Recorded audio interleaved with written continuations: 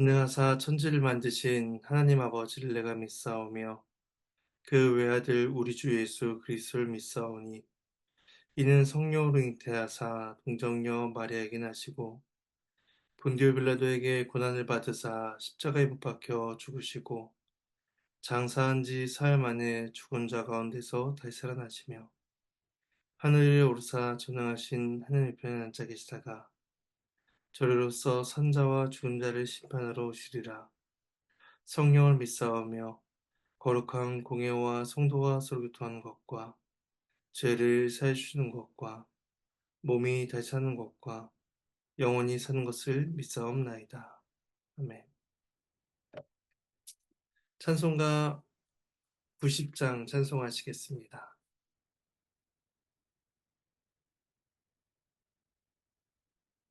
90장 1절과 3절을 찬송하시겠습니다.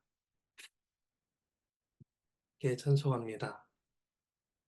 주 예수 내가 알기 전 날 먼저 사랑했네. 그 크신 사랑 나타나 내 영혼 거듭났네. 주 내 맘에 늘 계시고 나 주의 안에 있어 저 포도 비유 같으니 참 좋은 나의 친구.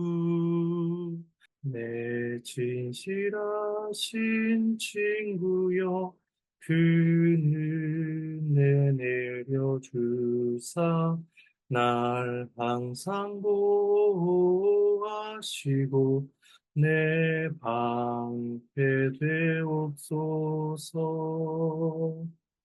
그 풍성한 참 사랑을 니는 이끈을 쏘냐. 날 구원하신 예수는 참 좋은 나의 친구. 네, 함께 보실 말씀은 시편 105편입니다. 시편 105편 1절에서 11절까지 말씀입니다. 시편 105편 1절에서 11절 말씀입니다. 네, 본문은 말씀을 살피는 가운데 봉독하도록 하겠습니다. 시편 105편은 하나님께서 이스라엘과 언약을 맺으시고 또 그들에게 베풀어 주신 은혜를 회고하고 있습니다.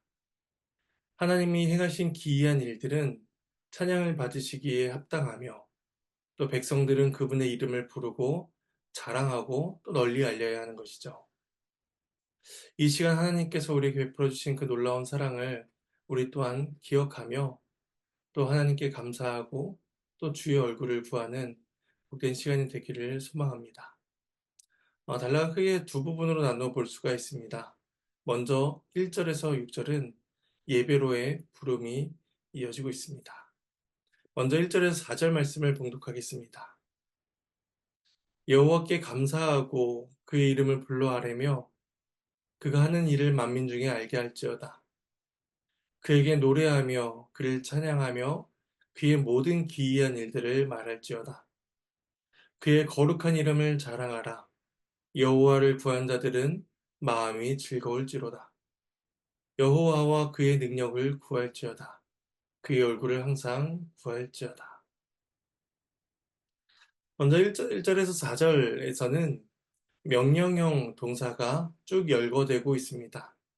그래서 그 동사를 먼저 살펴보면 감사하라, 부르라, 알게 하라, 노래하라, 찬양하라, 말할지어다, 자랑하라, 구할지어다 입니다.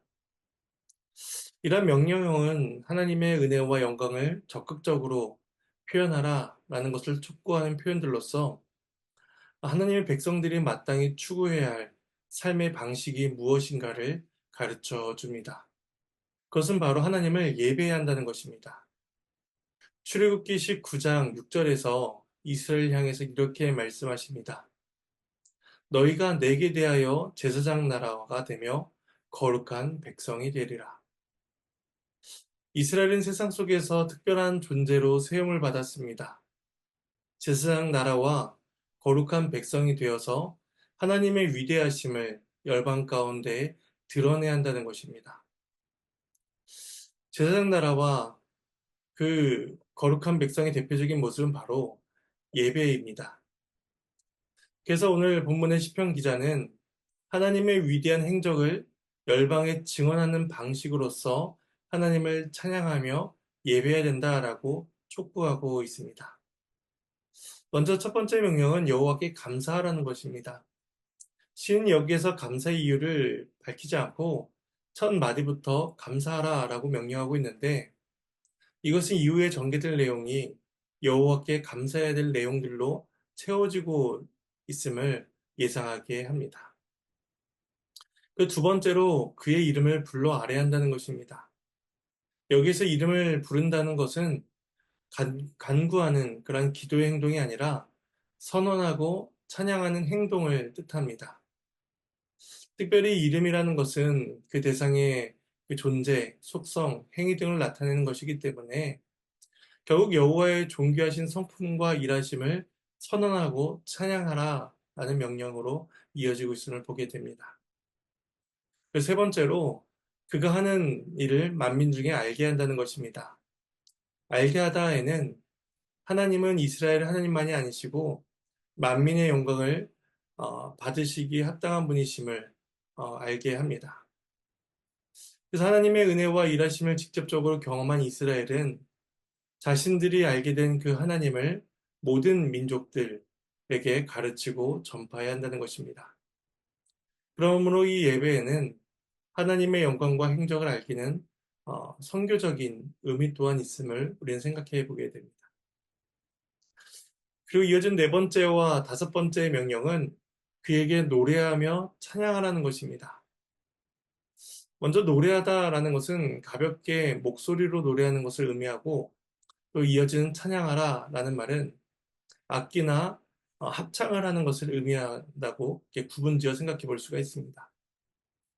따라서 하나님은 공적인 예배 때만이 아니라 일상적인 모든 순간에도 하나님은 찬양을 받으시기에 합당한 분이심을 우리는 생각하게 됩니다. 또 여섯 번째 명령은 그의 모든 기이한 일들을 말하라는 것입니다. 여호와께서 피조물들에게 행하신 일은 놀랍고 비범한 일들입니다. 그런데 그 중에서도 선택하신 자들에게 베푸신 그 구원의 은혜는 참으로 놀랍고 신비하며 기이한 일이다라고 할 수가 있는 것이죠. 창조주께서 피조물을 긍휼히 여기셨으며 또 거룩하신 자가 죄인을 사랑하셨습니다. 따라서 단순히 노래의 박자와 음률에 흥겨워하는 그러한 노래를 하라는 것이 아니라 하나님께서 행하신 일들을 말하고 선포하는 것이 우리의 찬양의 그 내용이며 또 하나님을 찬양해야 되는 이유가 된다는 것입니다.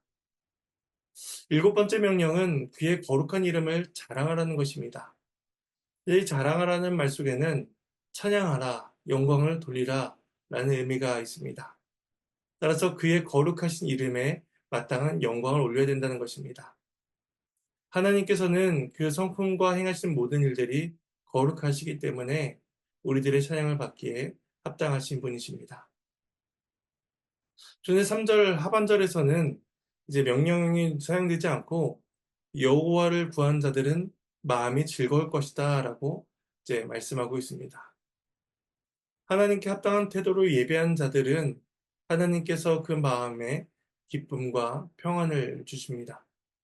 두려워한 자에게 힘을 주시고 또 낙심한 자를 일으키시며 또 교만한 자를 겸손케 하십니다. 우리 모든 것들을 예배 가운데 경험하며 기쁨과 평안을 누리게 될 것입니다. 마지막 여덟 번째 명령은 하나님을 구하라는 것입니다. 그래서 예배한 자들은 하나님의 능력을 구하고 또 예배한 자들은 하나님의 얼굴을 구해야만 합니다. 피조물인 인간은 창조주이시며 주권자이신 하나님의 보호와 능력을 구해야만 합니다. 그리고 하나님의 얼굴 앞에서 살아가기를 구해야만 하는 것이죠. 이 구하다라는 말은 마치 잃어버린 귀중품을 찾기 위해 열심히 수색하고 다니는 그런 모습을 보여줍니다. 이처럼 적극적으로 하나님을 찾아야 한다는 것이죠. 이처럼 1절에서 4절까지는 다양한 명령이 주어지고 있습니다. 이러한 다양한 명령형은 예배의 풍요로움을 우리에게 보여줍니다. 삼위일체 하나님을 예배하는 자들은 깊고 크신 하나님의 사랑을 확인하게 될 것이며 또 날마다 새로운 은혜의 기쁨을 경험하게 될 것입니다. 이어지는 5절에서 6절은 아브라함의 후손들에게 주어진 명령이 이제 나타나고 있습니다. 말씀을 봉독하겠습니다. 그의 종 아브라함의 후손 곧 택하신 야곱의 자손 너희는 그가 행하신 기적과 그의 이적과 그의 입의 판단을 기억할지어다. 한글 성경은 5절과 6절이 한 문장으로 되어 있는데 히브리어 원문으로는 5절과 6절을 조금 구분하고 있습니다. 그래서 히브리어 5절은 너희는 그가 행하신 기적과 그의 이적과 그의 입의 판단을 기억할지어다. 이고 6절은 그 종 아브라함의 후손 곧 택하신 야곱의 자손이 이제 6절에 해당됩니다. 여기에서는 하나님을 예배해야 될 구체적인 대상이 표현되고 있습니다. 아브라함의 후손 곧 택하신 야곱의 족속들이라는 것이죠. 아브라함이 먼저 하나님을 찾은 것이 아니라 하나님께서 먼저 아브라함을 찾아주셨습니다. 그들의 공로와 노력에 의해서 하나님의 선택을 받은 것이 아니라 하나님의 긍휼하심에 따라 그들은 모두 언약 백성이 되었던 것입니다. 그러므로 하나님의 백성들은 하나님께서 그들 가운데 행하신 놀라운 은혜와 일들을 기억해야만 합니다. 이때 기억해야 될 세 가지가 언급되고 있는데 기적, 이적, 그리고 그의 입의 판단입니다. 기적과 이적은 하나님께서 행하신 그 초자연적인 일들이 매우 많다는 것을 이렇게 반복적으로 표현해주고 있는 것인데 특별히 이후에 그 본문과 연관을 생각해 볼 때에 출애굽 사건과 관련된 기적과 이적들을 떠올려 볼 수가 있습니다. 그리고 세 번째로 그의 입의 판단이라는 것도 출애굽 사건과 연결해 볼 수가 있는데 판단이라는 것은 판결, 신문 이런 것을 뜻하는 것으로서 하나님께서 하나님을 대적한 애굽 그 백성들을 향해서 내리신 그 하나님의 판결, 하나님의 심판을 생각할 수가 있습니다. 따라서 하나님께서 과거에 이스라엘을 출애굽시키시며 그들 가운데 베푸신 모든 일들을 기억하라는 것입니다. 하나님께서 과거에 베푸신 일을 기억하는 일은 매우 중요한 일이었습니다. 하나님께서 선택하신 자기 백성에게 행하신 그 모든 일들을 기억할 때에 하나님께서는 현재와 그리고 앞으로 나갈 미래에도 동일하게 그들 가운데에 은혜를 베푸실 것이기 때문입니다. 그러므로 그들은 하나님을 기억하고 신뢰해야만 했습니다. 이어진 두 번째 단락은 7절에서 11절까지 말씀으로써 조상들과 맺은 언약에 대해서 말씀해 주고 있습니다. 먼저 7, 8절 두 절을 봉독하겠습니다. 그는 여호와 우리 하나님이시라 그의 판단이 온 땅에 있도다. 그는 그의 언약 곧 천대에 걸쳐 명령하신 말씀을 영원히 기억하셨으니. 시편 기자는 하나님의 백성을 향해서 하나님을 예배하고 또 기억하라 라고 명령하였습니다. 그리고 이제 7절에서는 우리가 찬양해야 될 예배 대상이 어떤 분이신가를 밝히고 있습니다. 우리가 예배해야 될 분은 여호와 우리 하나님이시다라는 것이죠.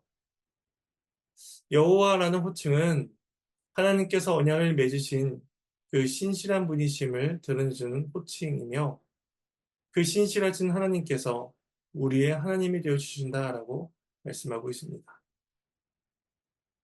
그리고 또한 5절에서 사용되었던 판단이라는 표현이 다시 한번 사용되고 있는데 여기에서는 하나님께서 온 땅의 재판장이심을 밝히고 있습니다.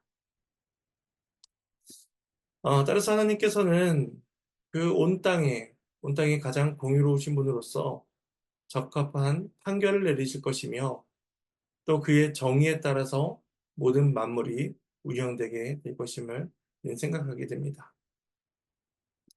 하지만 언약 백성들은 그 하나님의 판단을, 하나님의 심판을 두려워하지 않아도 됩니다. 왜냐하면 그 하나님께서 여호와이시며 우리의 하나님이 되시기 때문이죠. 그래서 8절에서는 그 하나님께서 맺으신 그 언약이 표현되고 있는데 그 언약의 효력이 시간적으로 이제 설명되고 있습니다. 그 하나님의 언약은 영원하다는 것입니다. 그 언약은 일시적이거나 특정 시대에 특정 사람들에게 한정되지 않습니다. 인간의 순종과 공로에 따라 변하는 것 또한 아닙니다. 하나님은 천대에 걸쳐서 말씀을 하셨고 또 그 말씀을 영원히 기억하고 계시기 때문입니다.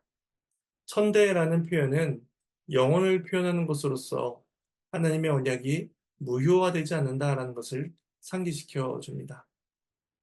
따라서 하나님의 언약은 결코 가변적이지 않고 하나님의 언약은 영원토록 신실하게 이루어진다는 것을 계속해서 말씀하고 있는 것입니다. 그래서 시인은 하나님께서 영원히 기억하시는 그 언약이 무엇인가 그것을 구체적으로 9절에서 11절 말씀을 통해서 서술하고 있습니다. 마지막 말씀을 봉독하도록 하겠습니다. 이것은 아브라함과 맺은 언약이고 이삭에게 하신 맹세이며 야곱에게 세우신 율례 곧 이스라엘에게 하신 영원한 언약이라. 이르시기를 내가 가나안 땅을 내게 주어 너희에게 할당된 소유가 되게 하리라 하셨도다. 하나님의 말씀입니다. 하나님께 감사합니다. 하나님께서는 그 언약, 영원한 언약을 한 사람에게만 약속하신 것이 아니라 아브라함과 이삭과 야곱 세 사람에게 약속해 주셨다라고 시인은 이야기합니다.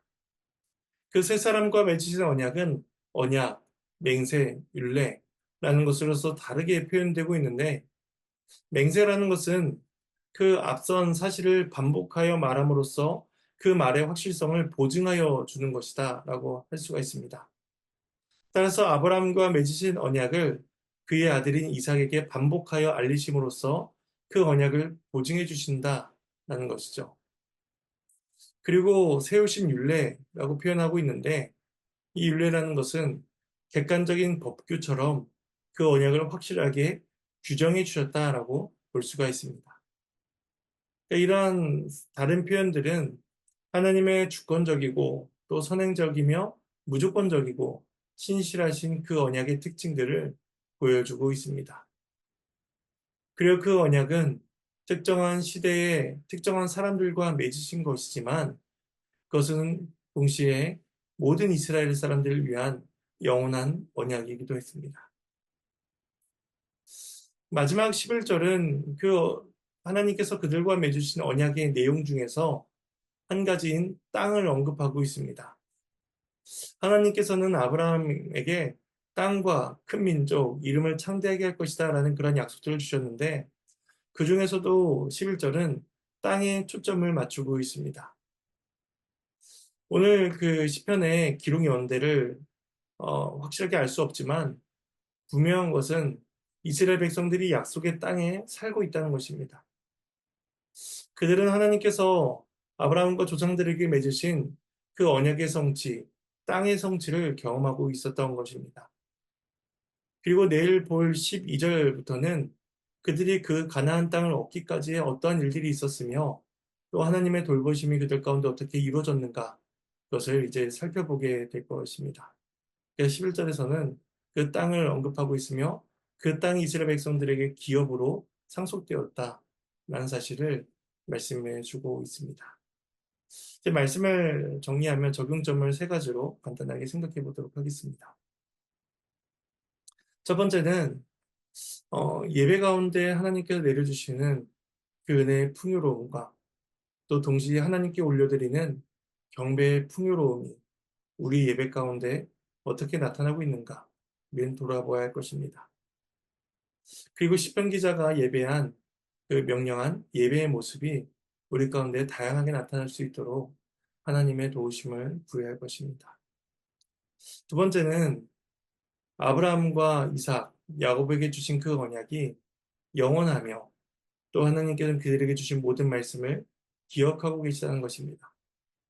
그 영원한 언약이 지금 우리들에게도 동일하게 주어지고 있음을 기억하며 신실하신 하나님을 우리는 찬양해야 할 것입니다.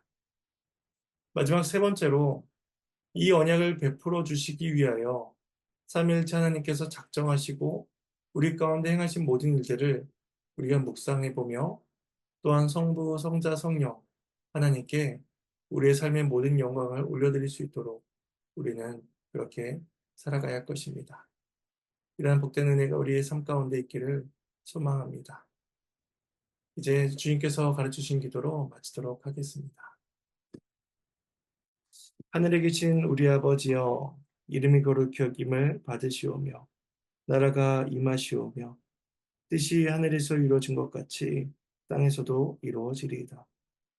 오늘날 우리에게 일용할 양식을 주시옵고 우리가 우리에게 죄 지은 자를 사해 준 것 같이 우리의 죄를 사해 주시옵고 우리를 시험에 들게 하지 마시옵고 다만 악에서 구하시옵소서. 나라와 권세와 영광이 아버지께 영원히 싸움나이다.